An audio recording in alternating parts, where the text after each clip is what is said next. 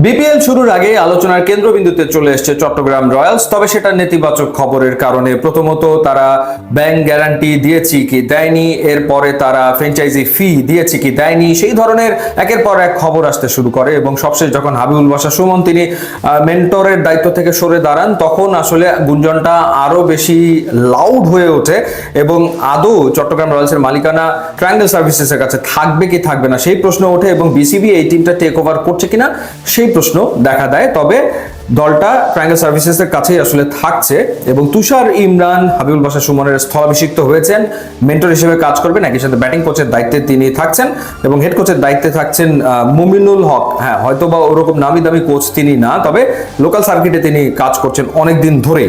এবার আমরা দলটা নিয়ে যদি আলোচনা করি যে চট্টগ্রাম রয়্যালস আসলে বিপিএল এর শিরোপা রেসে থাকার মতো টিম হয়েছে কিনা, সেই আলোচনাটা যদি করি আমরা, তো অকশনের টেবিলে আলোচনা জন্ম দিয়েছিল নাইম শেখকে দলে নিয়ে 1 কোটি 10 লাখ টাকা দিয়ে তারা নাইম শেখকে কিনেছে।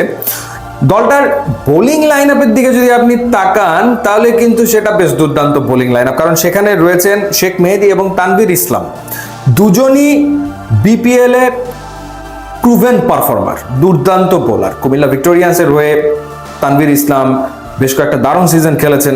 শেখ মেহেদী তিনিও বিপিএল এ দুর্দান্ত পারফর্ম করেছেন রংপুর রাইডার্সের হয়ে।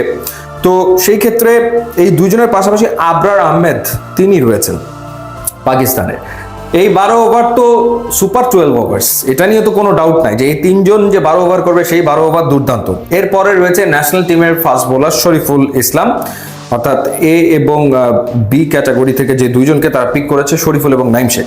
সো শরীফুলের সাথে ফাস্ট বোলিং ডিপার্টমেন্টে রয়েছেন মুকিদুল ইসলাম মুগ্ধ, যিনি রিসেন্টলি খুব ভালো ফর্মে রয়েছেন। এনসিএল টি20তে তিনি কিন্তু টপ পারফর্মার ছিলেন। সো মুকিদুল ইসলাম মুগ্ধর সাথে শরীফুলের এই জুটিটা সেটা দুর্দান্ত। সাথে আরো একজন ফাস্ট বোলার রয়েছেন সুমন খান।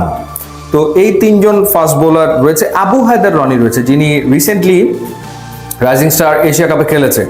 সো 4 জন ফাস্ট বোলার হয়ে গেল, সাথে 3 জন স্পিনার হয়ে গেল। সো ফাস্ট বোলিং ডিপার্টমেন্ট বা স্পিন ডিপার্টমেন্ট তো যথেষ্ট রকম ভালো, খুবই ভালো।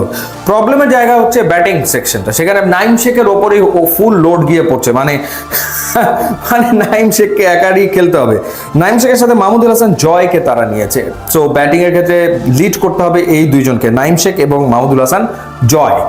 সো মাহমুদুল হাসান জয় টি20 এনসিএল এ একটা সেঞ্চুরিও করেছেন, সেখানে সাদমানও সেঞ্চুরি করেছিলেন। সাদমান কোনো দল পায়নি, চাইলে চট্টগ্রাম সাদমানকে দলভুক্ত করে ফেলতে পারে।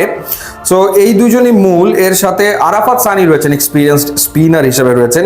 এছাড়া শুভাগত হোম চৌধুরীকে নিয়েছে তারা এবং জিয়াউর রহমানকে নিয়েছে তারা, যারা অনেক সিনিয়র হয়ে গেছে, তো তাদের উপরেও আস্থা রেখেছে।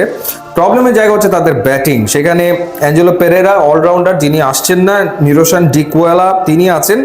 এইখানে তারা যেটা প্ল্যান করেছে যে তারা আসলে 2টা ভালো বিদেশি ব্যাটার তারা নেবে এবং তারা লোকাল আরো 2 জন ক্রিকেটারকে নিতে যাচ্ছে। সো এই 4 জন যদি হয়ে যায় তাহলে কিন্তু এই টিমকে আপনি আসলে হিসাবের বাইরে রাখতে পারবেন না।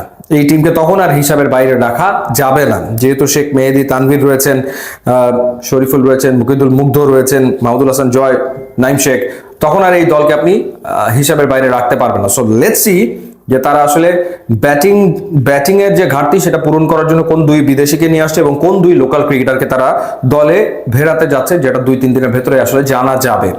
দেখাই যাক। ইউটিউব, ইনস্টাগ্রাম লিঙ্ক আছে, আপনারা যোগ দিলে খুবই খুশি হবো। And thanks for watching.